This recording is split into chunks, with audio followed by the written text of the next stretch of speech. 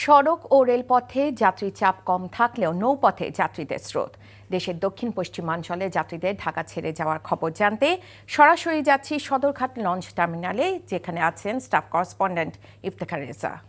ইফতেখার, যাত্রীদের চাপ কেমন দেখছেন? ভাড়া ও সেবা নিয়ে কোনো অভিযোগ পাচ্ছেন কিনা?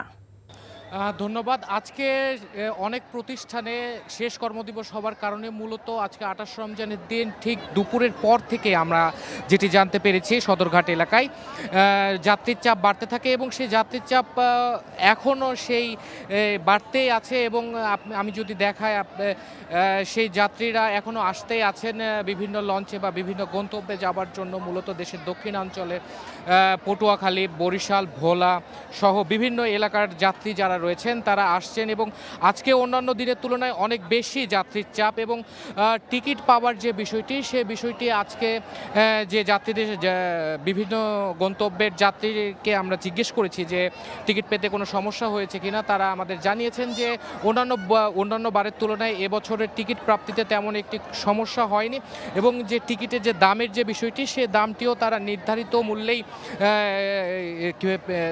মূল্যেই তারা কিনতে পেরেছেন টিকিট। অতিরিক্ত তাদের কাছ থেকে ভাড়া এবার নেওয়া হচ্ছে না, এরকমটিও জানিয়েছেন অনেক যাত্রী। এবং আমি আপনাকে জানিয়ে রাখতে চাই যে টার্মিনালের ভিতরের যে সার্বিক ব্যবস্থাপনা যথেষ্ট সন্তোষজনক এবং যে নিরাপত্তা রক্ষী বাহিনী যারা রয়েছেন, আইনশৃঙ্খলা রক্ষাকারী বাহিনী, তাদের টহল আছে এবং সাদা পোশাকের যে আইনশৃঙ্খলা রক্ষাকারী বাহিনী রয়েছেন তাদেরও টহল আছে।